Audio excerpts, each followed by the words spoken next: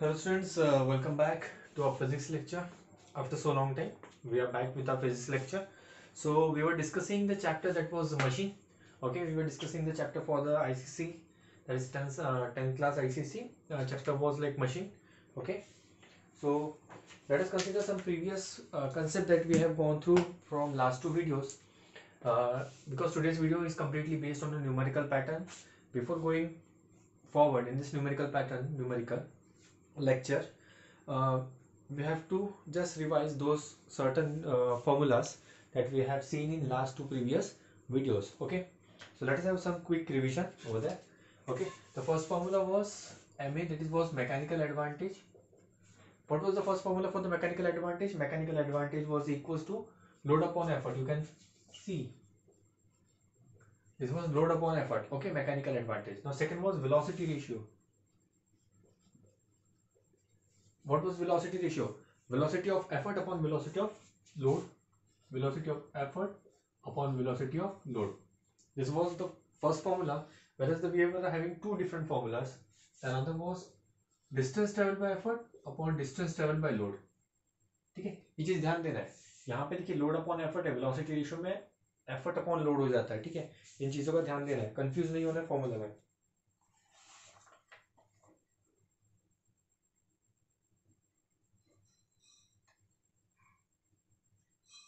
ठीक है. The next part was efficiency. इसके बाद हमने पढ़ा था एफिशिएंसी के बारे में.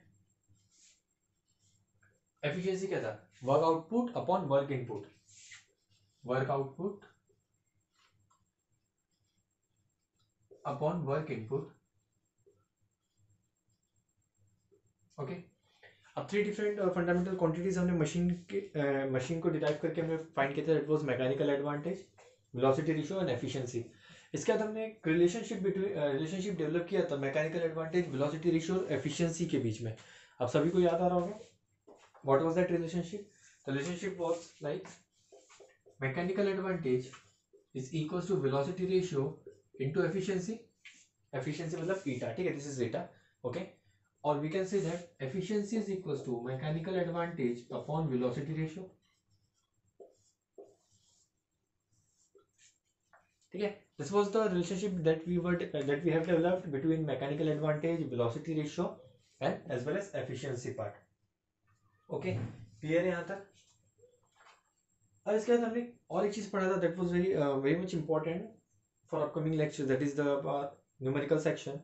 It was one more formula for mechanical advantage. ठीक है, mechanical advantage के लिए और एक formula था. If you can recollect, it is good. Otherwise, just check it out. Okay, तो मैकेनिकल एडवांटेज के लिए क्या था? The fourth formula that we have derived was mechanical advantage.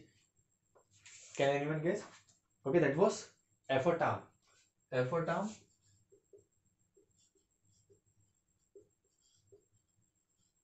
upon load arm.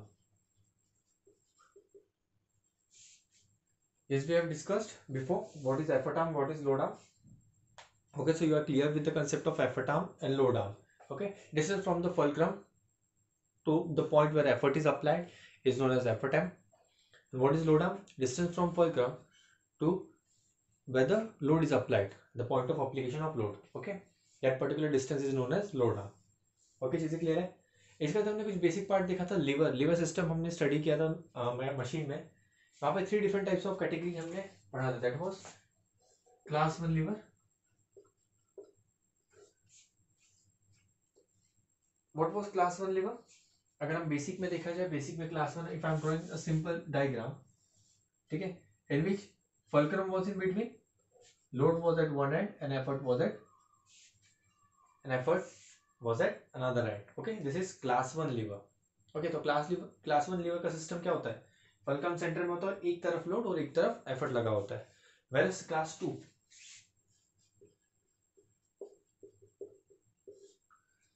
में क्या रहेगा? fulcrum at one end, load at center and effort at another end. तो class 2 में क्या होता है? लोड सेंटर में होता है, ये ध्यान देना है. क्लास 2 में लोड हमेशा सेंटर पे होता है. ठीक है, ये कुछ इस तरीके का अगर आपको पैटर्न दिखेगा, this pattern belongs to class 2 lever. अब क्लास 3 क्या रहेगा?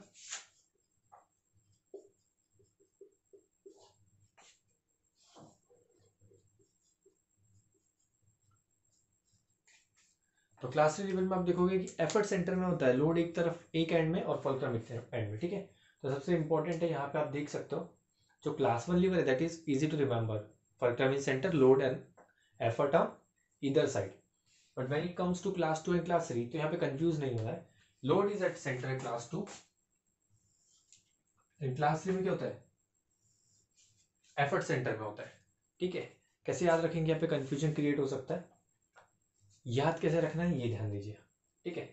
अब फर्स्ट क्लास 1 बहुत इजीली याद रहेगा बिकॉज फुलक्रम जो होता है वो हमेशा सेंटर में होता है। एग्जांपल सीसो, सीजर, ये दो एग्जांपल जो बेसिक हम डे टू डे लाइफ में देखते हैं। Seesaw is the best example for class 1, whereas scissor which you are using in home appliance, okay, to cut the cloth or paper, this is class 1।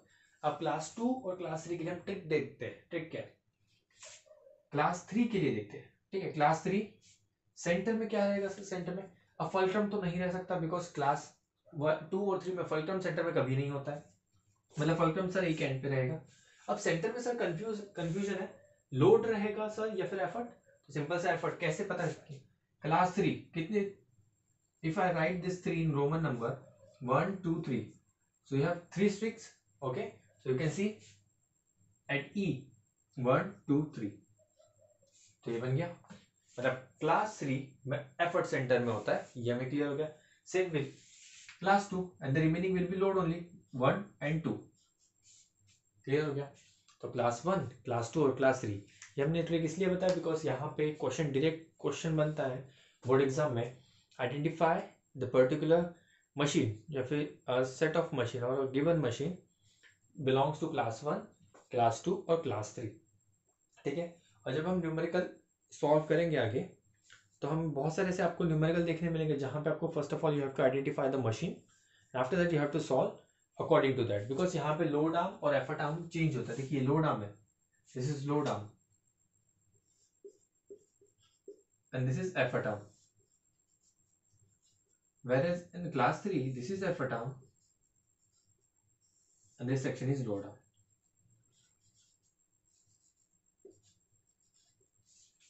ठीक है। तो ये चीज हमें ध्यान देने वाली बात है, ओके क्लियर है। होप सो आपको क्विक रिवीजन रिकलेक्ट हो गया होगा कि हमने लास्ट टू प्रीवियस वीडियोस में क्या पढ़ा है और किस तरीके से हमने स्टडी किया, ठीक है।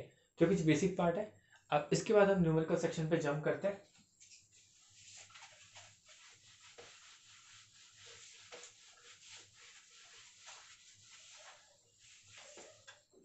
ओके न्यूमेरिकल सेक्शन शुरू करते हैं फ्रॉम द बेसिक पैटर्न, ठीक है। बहुत बेसिक तरीके से न्यूमेरिकल शुरू करेंगे, देखेंगे कि न्यूमेरिकल को किस तरीके से सॉल्व किया जाता है या टैकल किया जाता है, ठीक है। जैसे कि मुझे पता है बहुत सारे स्टूडेंट को न्यूमेरिकल में प्रॉब्लम है, जैसे कि बहुत सारे स्टूडेंट को पहले हम डिस्कस कर लेते हैं, बहुत सारे स्टूडेंट को एक दिक्कत है कि सर न्यूमेरिकल किस तरीके से सॉल्व किया जाता है ये हमें नहीं आता है या फिर हमें न्यूमेरिकल से डर लगता है, ठीक है। तो what is the best solution to solve any kind of numerical that you are facing in when you can say physics, when in chemistry और व्हाटएवर इन बायोलॉजी और मैथ्स, ठीक है। अब हम फिजिक्स के लिए सबसे बेस्ट ट्रिक बताते हैं। सबसे पहला काम रहेगा क्वेश्चन को मल्टीपल टाइम्स रीड करना है। क्वेश्चन को सबसे पहला पॉइंट रहेगा कोई भी न्यूमेरिकल को सॉल्व करने से पहले read that particular question multiple times 2 और 3 टाइम्स, अनटिल अनलेस आप उस क्वेश्चन को नहीं समझते हो आपका आंसर नहीं बनेगा, हमेशा आप गलत करोगे।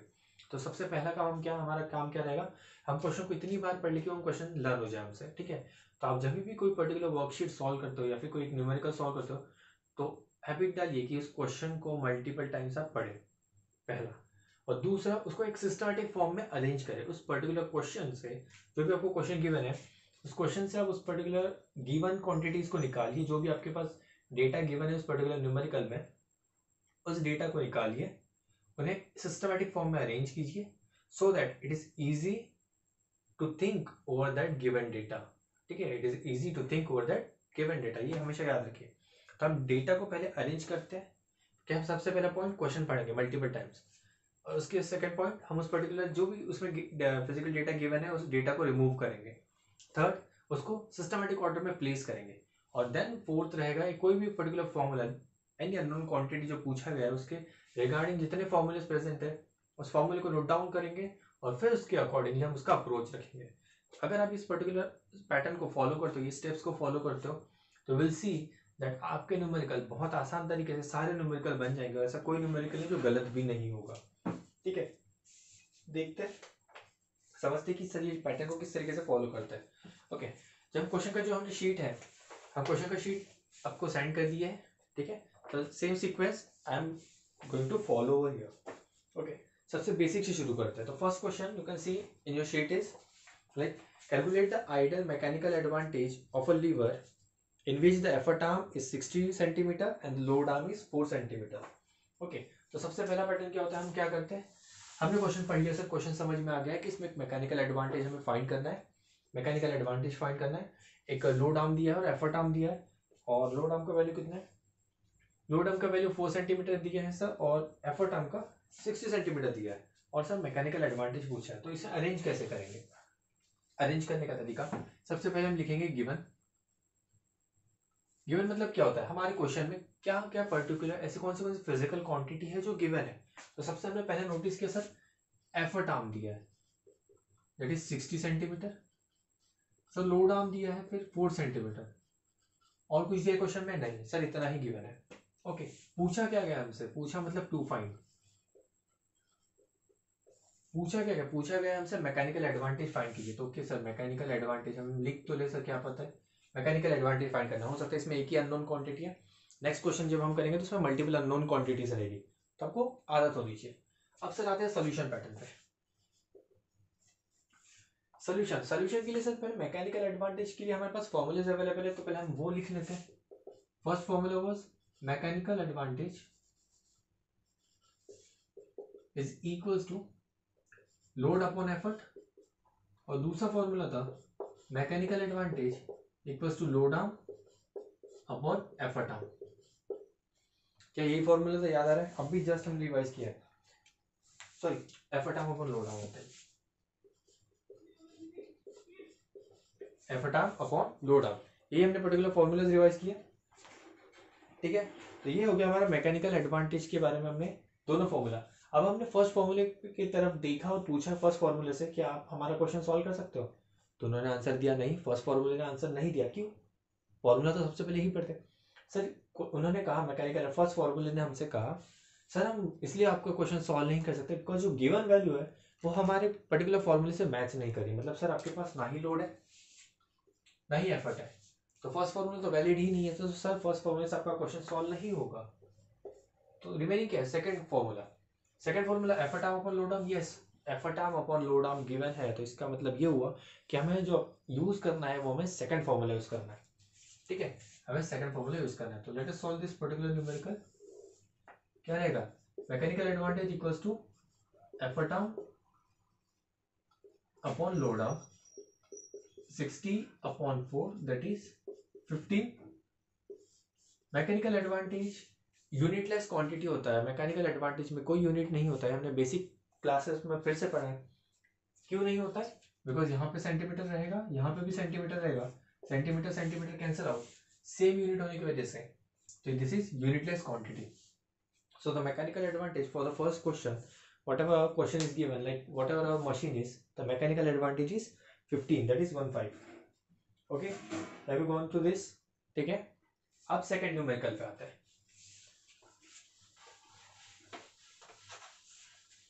सेकंड न्यूमेरिकल में हमें एक डायग्राम दिया गया है। ठीक है, कहा है draw a simple diagram of a fire tong and mark on it the fulcrum and the point of application of load and the effort.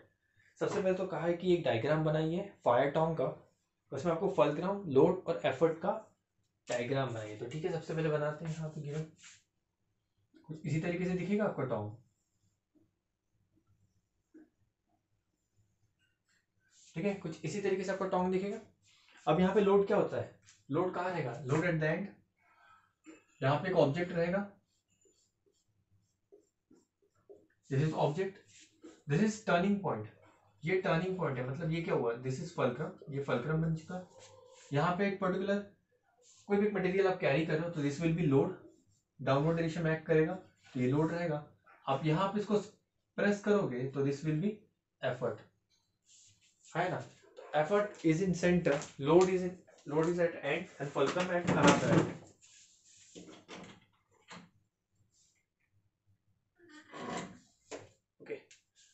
फिर आगे क्वेश्चन में पूछा गया है कि बताइए कौन से क्लास को बिलोंग करता है, which class this particular fire tong belongs. Simple some trick पे आते हैं, हमें नहीं पता, कंफ्यूज हो रहा है। सेंटर में क्या ई है, मतलब सर ट्रिपल लाइन दिख रहा है, मतलब this particular fire tong belongs to class 3। कैसे पता सर चला? सर हमें पता नहीं था कि क्लास 3 है या नहीं, क्योंकि एफर्ट सेंटर में देखिए ये लोड है, ये पर्टिकुलर ऑब्जेक्ट है, मतलब ये लोड हो गया। This is turning point, so this is fulcrum at one end, load at another end. Centre में ई है, 3 ट्रिपल लाइन दिख रहा है, सर मतलब क्लास 3 है। सिंपल है। So the fire tong belongs to class 3। Okay, fire tong belongs to class 3। अब हमसे कहा है कि कैलकुलेट कीजिए। ओके क्या, if the load arm is 15 centimeter and effort arm is 5 centimeter, calculate mechanical advantage। कहा गया है कि load arm is given as 15 centimeter and effort arm is 5 centimeter, calculate mechanical advantage। Same formula we will go with, it is mechanical advantage equals to effort arm upon load arm, yes or no? Effort arm upon load arm, effort arm कितने given है? Effort arm is given as 5 whereas load arm is given as 15, this will be 1/3, so this is your mechanical advantage। no need for decimal point, अब decimal नहीं करोगे तो भी चलेगा, you can keep this particular answer in fraction form, okay, so you can keep this answer fraction form, ये याद रखना है। और एक चीज, mechanical advantage is unitless quantity, कोई यूनिट का इस्तेमाल नहीं करेगा, ठीक है, यूनिटलेस क्वांटिटी थे, अगर आप यूनिट लगा दोगे तो आपका आंसर गलत हो जाएगा, ठीक है, दिस इज यूनिटलेस क्वांटिटी, ये चीज़ों का ध्यान रखना है, ठीक है। छोटी छोटी बात है न्यूमेरिकल में तो बच्चे गड़बड़ करते हैं और वहाँ पे आपका मार्क्स आप मिस कर जाते हो। क्लियर है यहाँ तक? ओके, अब एक आते हैं पर्टिकुलर न्यूमेरिकल में जिसमें हम बहुत सारे मैक्सिमम कंसेप्ट का इस्तेमाल करेंगे, सभी ऑलमोस्ट सारे कंसेप्ट हम यूज करेंगे एक न्यूमेरिकल में, और सीखेंगे कि जितना अभी तक हमने लेक्चर को देखा है प्रीवियस 2 लेक्चर, वो सारे लेक्चर एक न्यूमेरिकल में कैसे कवर हो गए।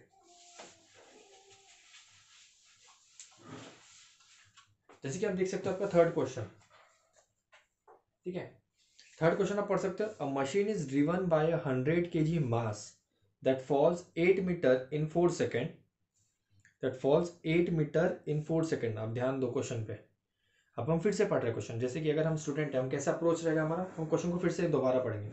अ machine is driven by 100 kg मास। अब हमें समझ में नहीं आ रहा हो क्या रहा है, पर हमें इतना क्लियर है कि कुछ डेटा गिवन है, फिजिकल डेटा गिवन है, हम turn by turn step by step क्या करेंगे, उसका गिवन बना लेते हैं सबसे पहले, तो आसान हो जाएगा, क्योंकि क्वेश्चन थोड़ा डिफिकल्ट लग रहा है हमें। तो क्या कह रहे हैं, machine is driven by 100 kg mass, 100 kg मास मतलब मास दिया है सबसे पहले, दैट इज m 100 kg। चलो ये डन हो गया, मास क्लियर है। क्या कहते हैं, दैट फॉल्स 8 मीटर, मतलब कहीं ना कहीं फॉल मतलब डाउनवर्ड डायरेक्शन में ट्रैवल कर रहा है, फॉल मतलब डाउनवर्ड डायरेक्शन, तो एक डिस्टेंस ट्रैवल कर रहा है, डिस्टेंस कितना गिवन है, distance is given as 8 metre और टाइम दिया है 4 सेकेंड्स। अब क्या निकालना है, कैसे निकालना है, हम बाद में अप्रोच करेंगे, पर हम स्टेप बाय स्टेप जा रहे हैं, ठीक है। अभी तक देखो हमने कोई क्वेश्चन आगे नहीं पढ़ा है, हमने आधा ही क्वेश्चन पढ़ा है, और उसमें से हमने सबसे पहला काम था गिवन निकालना, हमने क्वेश्चन फिर से दोबारा पढ़ा। अब machine is driven by 100 kg, ये क्रॉस चेक करने के लिए कि हमने सही फिजिकल डेटा का इस्तेमाल किया है नहीं। Machine is driven by 100 kg mass that fall 8 metre in 4 second, हाँ सही लिखा है। अब नेक्स्ट पार्ट पढ़ते हैं, it lifts a load of mass 500 kg, अरे और एक लोड आ गया, it lifts a load of mass 500 kg, मतलब लोड लगा हुआ है, सर लोड कितना है, तो let us consider L, this is load, load is given है सर 500 kg, चलो ये बन गया 500 kg load, okay. Vertically upward मतलब क्या हो रहा है, वर्टिकली अपवर्ड ऊपर की तरफ एक लोड को उठा रहा है, और वो जो particular stone, let us consider वो लोड स्टोन है, स्टोन को ऊपर की तरफ उठा रहा है, और उस पर्टिकुलर लोड का वेट मास कितना है, that is mass is given, ठीक है, mass is given as 500 kg, ध्यान रखना है मास गिवन है, केजी यूनिट होता है मास के लिए, और एक क्वांटिटी दिया है that is physical quantity 10 metre per second square. अब आप ध्यान दो, यहाँ पे मास गिवन है और जी भी गिवन है, that is acceleration due to gravity, हमने फोर्थ चैप्टर में पढ़ा है। अगर हमें कोई क्वांटिटी फोर्स का वैल्यू निकालना है या फिर वेट निकालना है, तो हम क्या करते हैं, mass into acceleration due to gravity. तो देखिए यहाँ पे हिंट दिया है, mass is given and acceleration due to gravity, मतलब आप इस पर्टिकुलर क्वांटिटी से आप वेट निकाल सकते हो उन चीजों का। ओके, इतना क्लियर है। अब फर्स्ट क्या है, calculate force exerted by the following mass. सबसे पहला quantity to find force.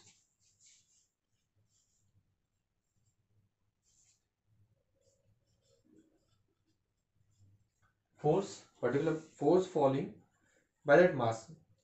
Second क्या पूछा, work done by the following mass in its displacement. Second पूछा वर्क डन।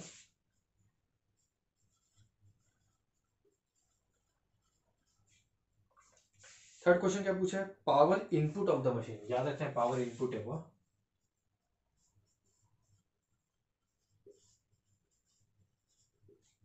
पावर इनपुट पूछा गया। फोर्थ है power output of the machine if it efficiency is 60%। Question में twist है, power output if efficiency is equal to 60%। अगर efficiency 60% तो बताइए power output कितना रहेगा। और फोर्थ है work done by machine in 4 second. Fifth work done in 4 second. तो ये बन गया हमारा क्वेश्चन। मतलब हमने जब क्वेश्चन पढ़ा, अभी तक हमने कहीं सोल्यूशन का सोचा ही नहीं है कि सर इसे सॉल्व कैसे करेंगे। वो तो हम बाद में देखेंगे सॉल्व कैसे करना है, स्टेप बाय स्टेप। तो सबसे पहला स्टेप था क्वेश्चन को रीड करना, जो हमने किया। बहुत बड़ा क्वेश्चन है, बहुत सारी चीजें, different different quantity, physical quantity पूछा गया है। इसका अप्रोच क्या रहेगा, अब हम अप्रोच देखेंगे न्यूमेरिकल की तरफ। अप्रोच क्या है, ठीक है। If I am seeing this numerical, if I am a student, if I am seeing this numerical, so पहला अप्रोच क्या रहेगा, क्वेश्चन पढ़ा हमने, उसमें से एक पर्टिकुलर सारी फिजिकल क्वांटिटी डेटा हमने रिमूव कर लिया, से दैट गिवन, हमने गिवन बना लिया। अब सेकंड पार्ट था, उसमें कुछ कैलकुलेट करना था, तो हमने कैलकुलेट किया स्टेप बाय स्टेप। क्या है सर, फोर्स कैलकुलेट करना है, वर्क डन कैलकुलेट करना है, power input, power output if efficiency 60%, बहुत important, and fifth work done in 4 second. चलो ये तो सर हो गया। सर अब कैसे करेंगे सॉल्व। अब सर इतनी सारी चीजें हैं, 5 डिफरेंट डिफरेंट अननोन क्वांटिटीज को सॉल्व करना है, और सब बहुत सारे डेटा गिवन है, तो हमने पढ़ा ही नहीं। हम तो अभी तक मैकेनिकल एडवांटेज का न्यूमेरिकल के सिर्फ दो, वो तो बहुत आसान था sir, load arm effort arm given था, वो तो डायरेक्ट बन गया हमसे। अब इतना बड़ा सर न्यूमेरिकल आ गया, अब कैसे, वो डर आ गया। अब हमें डर लगना शुरू हो गया कि न्यूमेरिकल इतना बड़ा है, अब हम क्या करेंगे, बच्चे छोड़ देते, है ना। छोड़ना नहीं है, बहुत आसान है, बहुत ही ज़्यादा आसान है। अब देखो कितना फास्ट कैलकुलेशन होगा, और आप लोग ही सॉल्व कर लोगे। पहला बताइए, फोर्स। फोर्स का मतलब क्या होता है, वेट होता है। फोर्स ही का मतलब तो वेट होता है। हमने फोर्स के चैप्टर में यही कितनी बार पढ़ लिया सर, कितनी बार। सर अब तो ऐसा हो गया कि कोई पूछ ले तो हम फोर्स और वेट तो ऐसे ही बता देते हैं। अब उन्होंने कहा कि फोर्स बताइए, फोर्स क्या करना है, force exerted by the falling mass. जो पर्टिकुलर ऑब्जेक्ट नीचे की तरफ गिर रहा है वो कितना फोर्स अप्लाई करे। तो सर ये तो बहुत आसान है।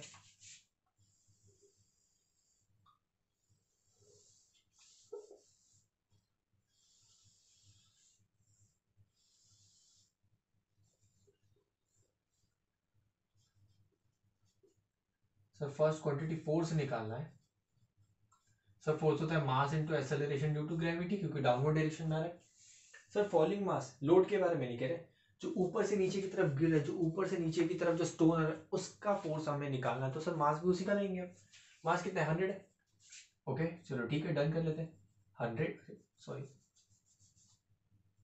100, एक्सेलरेशन ड्यू टू ग्रेविटी कितना, 10, फोर्स कितना होगा, 1000।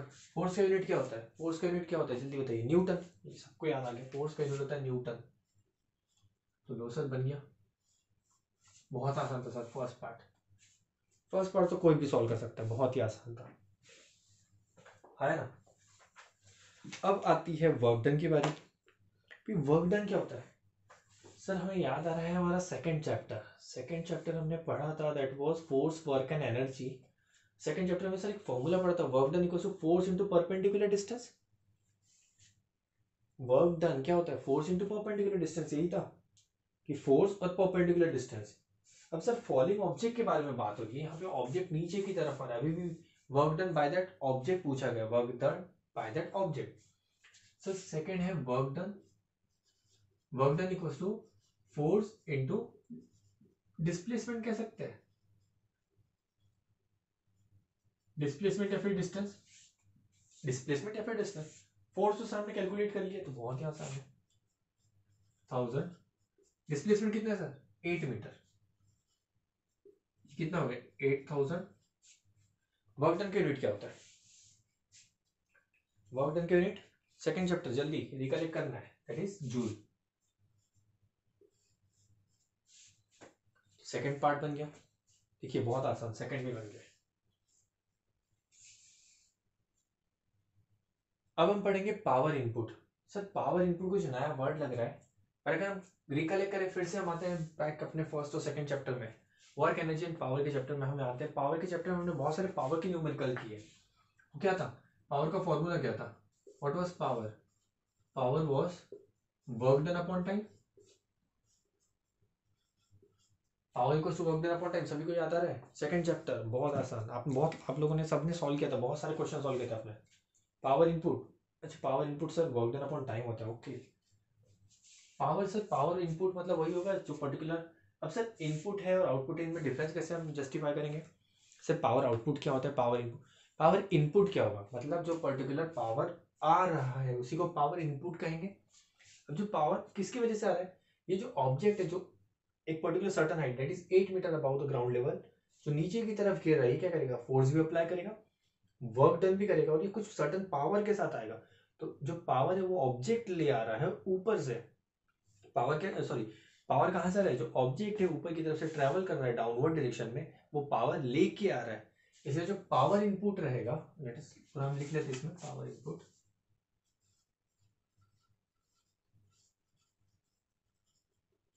पावर इनपुट इस पर्टिकुलर ऑब्जेक्ट के बारे में। तो work done upon time, work done कितना है?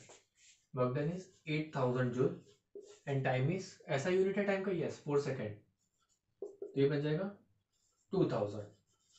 ये सुनो, पावर का यूनिट क्या होता है? पावर का यूनिट याद आ रहा है? वॉट। तो ये क्या पावर इनपुट, ठीक है। अब यहाँ पे थोड़ा क्वेश्चन ट्रिकी हो रहा है, मतलब पावर इनपुट भी हमने कैलकुलेट कर लिया भाई, पावर इनपुट भी आ गया। अब यहाँ पे पूछा है पावर आउटपुट, पावर आउटपुट पूछा गया है, तो और भी आसान है सर, ये तो हमें आता है, अभी हमने फॉर्मूला पढ़ा था। एक आपको फॉर्मूला याद आ रहा है? एफिशिएंसी दिया है, देखिए पावर आउटपुट पूछा है और एफिशिएंसी दिया है, मतलब एफिशिएंसी का कोई तो एक रोल होगा, एफिशिएंसी का रोल होगा, इसलिए तो पावर आउटपुट पूछा गया है, और साथ में कोरिलेट किया गया है एफिशिएंसी के साथ। आप देख सकते हो क्वेश्चन में ही उसका आंसर है, पूरा हिंट दिया है क्वेश्चन में कि पावर आउटपुट निकालिए पर एफिशिएंसी 60% होनी चाहिए। फिर हमें एक फॉर्मूला याद आया सर, हमने एक एफिशिएंसी का फॉर्मूला पढ़ा था। एफिशिएंसी होता है सर आउटपुट अपॉन इनपुट, याद आ रहा है? आउटपुट अपॉन इनपुट, एफिशिएंसी को लास्ट लेक्चर सेकंड लेक्चर में हमने पढ़ा था, याद आ गया, याद आ गया। फोर्थ था sir, efficiency equals to output upon input, हमने बताया था इनपुट हमेशा डिनोमिनेटर में होता है। आउटपुट अपॉन इनपुट सर किसके बारे में? पावर, तो एफिशिएंसी को सही हो जाएगा power output upon power input. Sir इसमें एफिशिएंसी का वैल्यू हमें गिवन है 60%, पावर इनपुट हमने अभी निकाल दिया, तो सर क्या पावर आउटपुट आ जाएगा? यस बिल्कुल आएगा सर, कोई दिक्कत नहीं है। एफिशिएंसी कितना है? 60% है, तो पहले से तो परसेंट है तो डिवाइड बाय 100 हो जाएगा, परसेंट है तो divide by 100 equals to power output, हम इसे ऐसा लिख दे, पी आउटपुट, पी इनपुट कितना है? पी इनपुट कितना है? What is P input? 2000 है पी इनपुट, वैल्यू पुट करते हैं 2000। अब क्या करें? पावर आउटपुट कैलकुलेट करना है, तो 2000 का लेफ्ट की तरफ शिफ्ट कर देंगे, डिनोमिनेटर में है डिवीजन में, तो इधर जाएगा तो मल्टीप्लीकेशन में आ जाएगा, तो लेगा 60 into 2000 divide by 100 equals to power output 1 2 1 2 0 0 cancel out, क्या बचा? 60 इंटू 20, तो 60 इंटू 20 क्या होता है? अब आप इसे मल्टीप्लाई कर लोगे तो you will get the answer 60 into 20, remaining part 6 2 12 00, answer will be output, power output आ गया। कितना आसान था दिखने में, देखिए कितना डिफिकल्ट लग रहा था स्टार्टिंग में। अब पूछा है work done in 4 second, work done in 4 second, fifth part, work done in 4 second. Work done का फॉर्मूला क्या था? यहाँ पे रिवर्स कंडीशन पढ़नी है, देखिए एक फॉर्मूला हमने पढ़ा था, power equals to work done upon time, इस केस में वर्क डन कैलकुलेट करना है, पावर क्या है। अब इस केस में आप पावर कौन सा इस्तेमाल करोगे, पावर इनपुट तो इस्तेमाल नहीं कर सकते, ठीक है। पावर इनपुट क्यों नहीं कर सकते, बिकॉज सर पावर इनपुट करोगे तो वही आंसर आएगा ना। तो सिंपल सी बात है, फिर से अगर पावर पूछा गया है तो ये आउटपुट के बारे में होगा, तो क्या होगा, work done equals to power output into time हो जाएगा, मल्टीप्लीकेशन। तो work done equals to power output कितना है sir 1200 and work done time is 4 second, कितना हो जाएगा 4 2 8 4 1 4, वर्क डन है सर तो जूल, देख सकते हो वर्क डन है तो जूल है। अब क्या हुआ क्वेश्चन में, हम देखो जो हमने क्वेश्चन स्टार्टिंग में पढ़ा था, आपने नोटिस किया क्वेश्चन बहुत बड़ा सा था, 3 to 4 5 6 7 लाइन 9 लाइन्स का। उसका ऐसा लगा सर इतना सारा पर्टिकुलर, अरे निकल गया, इतना सारा आपको सर गिवन दे दिया, मास के बारे में तो हमने स्टडी नहीं किया था sir. Mechanical advantage last to previous जितने हमने वीडियोस देखे हैं, mechanical advantage velocity ratio, so उनमें कहीं मास का जिक्र नहीं हुआ था। Acceleration due to gravity, distance time, sir इसके बारे में हमने बात ही नहीं किया था, हमने सिर्फ बात किए थे लोड एफर्ट, हम बताते हैं mechanical advantage effort load upon effort, mechanical advantage का दूसरा formula effort arm upon load arm, velocity ratio distance travel by effort upon distance travel by load, ठीक है, या फिर velocity of effort upon velocity of load.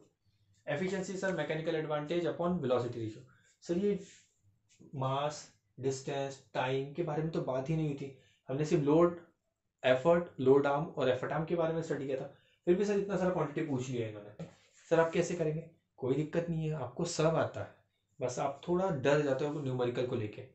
आप काम कीजिए अपने आप को और फिर से अप्रोच कीजिए। देखिए मैंने 1 बाय 1 किया, मैंने कुछ नहीं किया, आपने स्टार्टिंग में देखा होगा, आपने थोड़ा रिवाइंड कीजिए, न्यूमेरिकल क्लास से शुरू हुआ था, और एक बार देखिए what was my approach.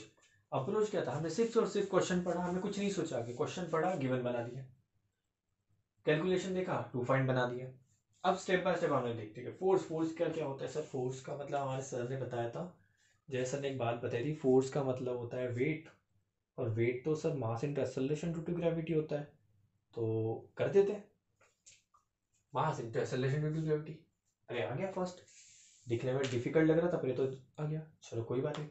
Second work, अरे वर्क डन कैसे करना है, फिर याद आता है, अरे प्रीवियस लेक्चर कुछ याद है हमारे नोट्स में बना है कि वर्क डन को फोर्स इनटू डिस्प्लेसमेंट होता है, चलो बना देते हैं फोर्स इनटू डिस्प्लेसमेंट। अरे सेकंड भी सॉल्व हो गया। पावर क्या होता है, फिर से सेकंड हमारा सेकंड चैप्टर याद आता है, वर्क एनर्जी एंड पावर, कि पावर इनपुट क्या होता है, वर्क डन अपॉन टाइम।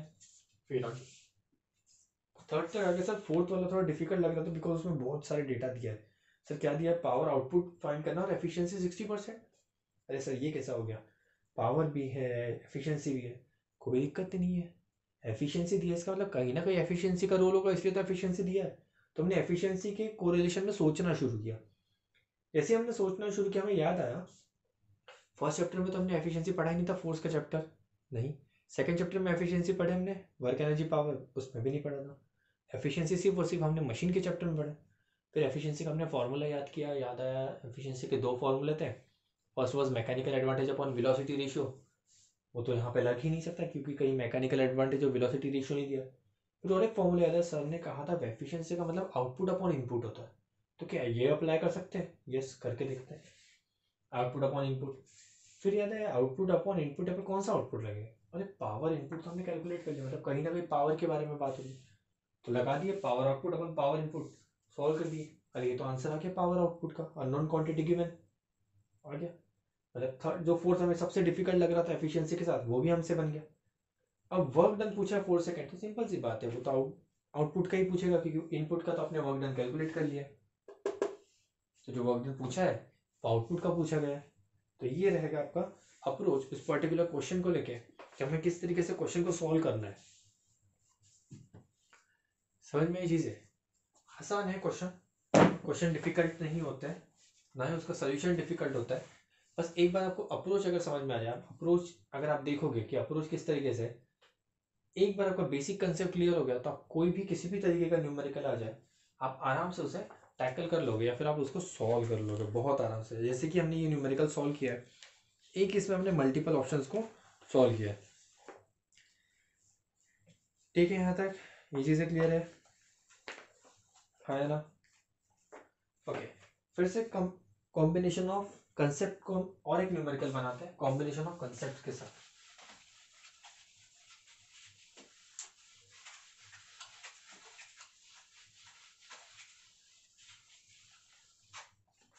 अब जो नेक्स्ट क्वेश्चन है, नेक्स्ट क्वेश्चन में कंसेप्ट थोड़ा कंबाइन है, ठीक है। तो नेक्स्ट क्वेश्चन क्या कह रहे हैं, एक डायग्राम दिया हमें, ठीक है, डायग्राम दिया है और उसमें कुछ बहुत सारे क्वेश्चन पूछे गए हमसे। पहले हम डायग्राम बना लेते क्या है। अब देखिए diagram, the diagram show given below shows, first of all आपको बताना है to which class does it belong, give one example, how will the mechanical advantage of lever change if load is shifted towards the fulcrum without changing its dimension, ये पूछा गया है आपसे, okay, कि किस तरीके से उसका पर्टिकुलर चेंज होगा, क्या चेंज होगा, मैकेनिकल एडवांटेज चेंज होगा। और साथ में फिर उसके बाद पूछा है state the principle of moment as applied to the lever and calculate is mechanical advantage if A B is 2 metre and F A is 20 centimetre. Okay, ये बहुत अच्छा क्वेश्चन है। Calculate the effort needed to lift the load, calculate the effort also, मतलब आपको effort भी calculate करना है। तो बहुत सारी चीजें यहाँ पे ध्यान देना है, ठीक है। बहुत अच्छा क्वेश्चन है, बहुत ही प्यारा क्वेश्चन। सबसे पहले डायग्राम बनाते हैं।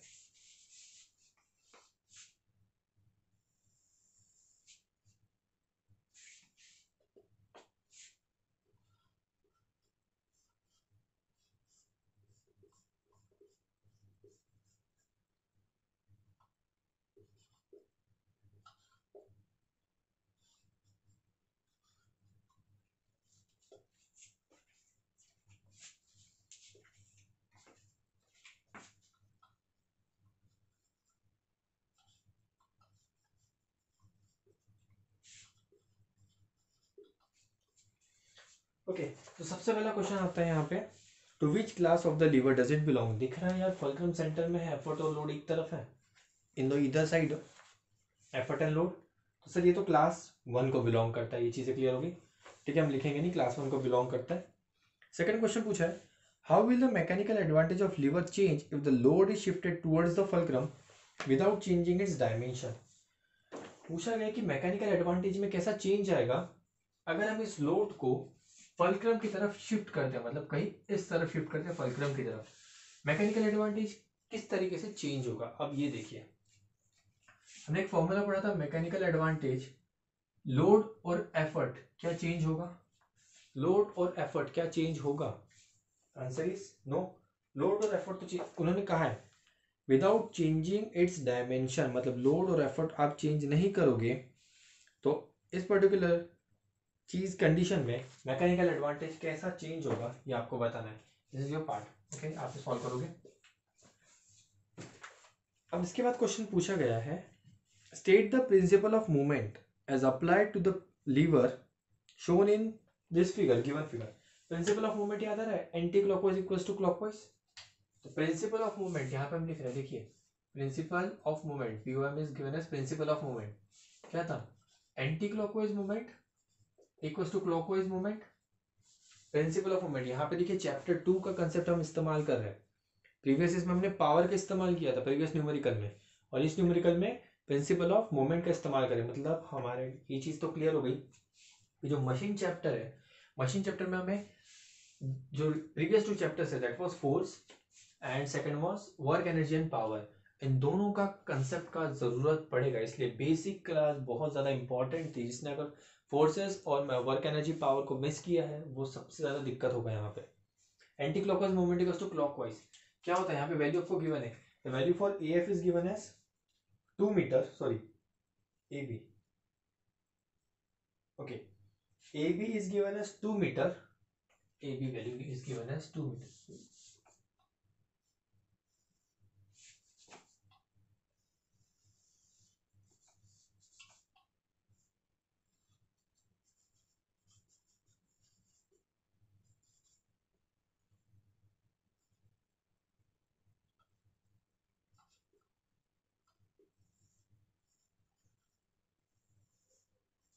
AB is given as 2 meter. The next part FA is given as 20 centimeter. FA is given as 20 centimeter. अब देखिए 2 मीटर 20 सेंटीमीटर, मतलब यहाँ पे क्या होगा, सिंपल सिंपल यूनिट कन्वर्जन के बारे में बात होगी, ठीक है। What is load, load is given as 18 kg, 18 kgf, load का वैल्यू दिया है 18 kgf। kgf का मतलब न्यूटन होता है, दिस इज 18 न्यूटन, ठीक है। किलोग्राम फोर्स का मतलब होता है न्यूटन, ओके किलोग्राम फोर्स है मतलब ये न्यूटन है, 18 न्यूटन मतलब ये स्टैंडर्ड फॉर्म में दिया है। ओके चीजें क्लियर है? और हमें पता है कि जो लेंथ होता है वो हमेशा किस में कैलकुलेट किया जाता है, मीटर में। इसका मतलब सबसे पहले सर जो ए एफ उसको हमें कन्वर्ट करना होगा। Yes, A F equal to 20 centimetre divide by इसको 100 करेंगे तो ये मीटर में कन्वर्ट हो जाएगा। This is 0.2 metre. If I am saying it is 0.2, AF is 0.2 and AB is 2 metre, तो what is the value of BF?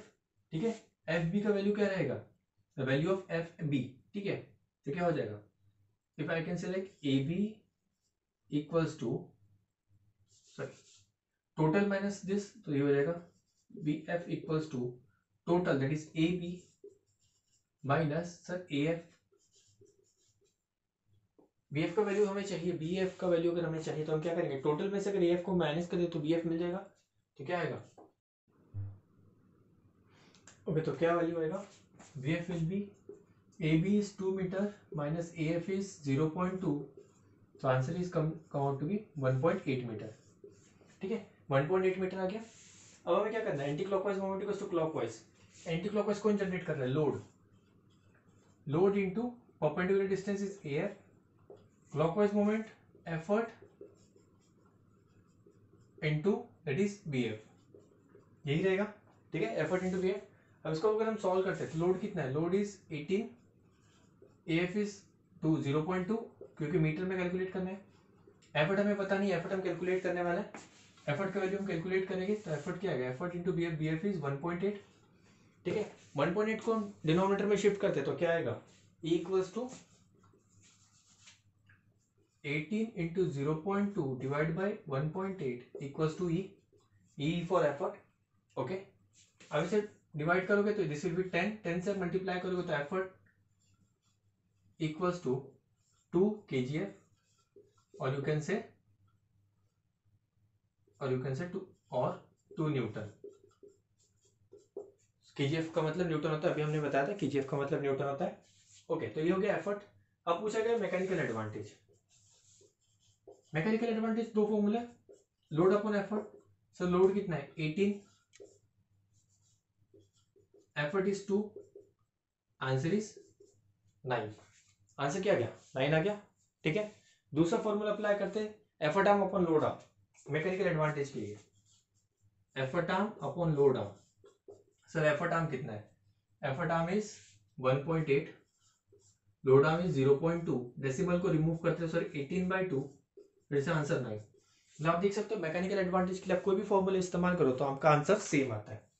ठीक है, होप सबको क्लियर होगा ये किस तरीके से सॉल्व किया जाता है, द बेसिक पार्ट और what is the approach towards the numericals. Okay, चीजें क्लियर है? देखने में डिफिकल्ट लग रहा था न्यूमेरिकल, पर जैसे हमने सॉल्व किया तो हमें पता चला कि बहुत आसान है, आसान तरीके से सभी न्यूमेरिकल सॉल्व हो जाते हैं। और अप्रोच पता होना चाहिए, अप्रोच सबसे ज्यादा इंपॉर्टेंट है। ओके, चलो, थैंक यू।